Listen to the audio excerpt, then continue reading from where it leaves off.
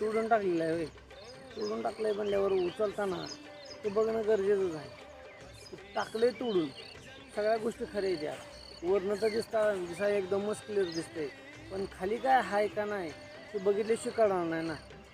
तसंच आहे हो, आयुष्यामध्ये पण तसंच आहे. भले जरी वरनं जरी दिसत असलं वेगळं, पण त्याच्या आतमध्ये काय आहे हे बघितल्याशिवाय काय कळणार आहे का.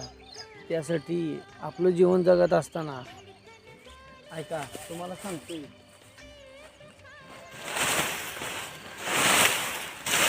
असं बघायचीच गरज आहे. कारण नाही बघावं,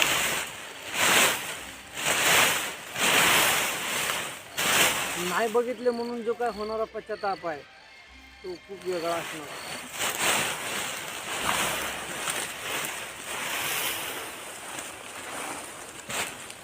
कवळा बी तुमचंच आहे, कवळ्यात घेणारा बी तुम्हीच आहे, पण कवळ्यात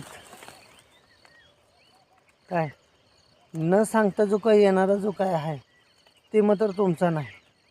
आयुष्यामध्ये पण अशा काही गोष्टी आहेत काय, तुम्ही सगळ्यांचं आहे, तुम्ही पण सगळ्यांचं आहे, तुम्हाला दाखवणारे बी सगळे तुमची आहे ती.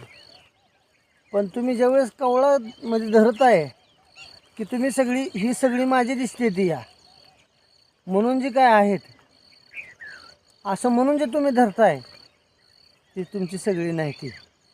जसं की ह्या कवळ्याप्रमाणे मज भले कवळ्यात आलंय, पण येताना कोण कोण आलंय हे तुम्हाला माहीत आहे का? अजिबात नाही.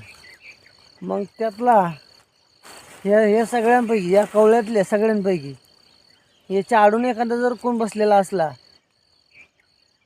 तो तुमच्याबरोबर राहूनच तुमच्यावरती वार करणार आहे. मग असं करत असताना तुम्ही किती सावध राहायचे हे तुम्ही ठरवलं पाहिजे. की समोर सगळे तुमच्या संग दिसतात, पण सगळे तुमच्याबरोबर नाहीत, हा तुमचा भ्रम आहे. मग भ्रमात न राहता आजच्या चालूच्या घडीला जे रिअलमध्ये काय जगतोय आणि रिअलमध्ये काय जे आहे त्याच्यामध्ये जगायला हवं आहे. का आज मी त्याला गरज आहे. पहिल्यासारखं राहिलं नाही हो. पहिलंच काय राहिलं नाही तर आता काय कसं तुम्हाला दिसणार आहे.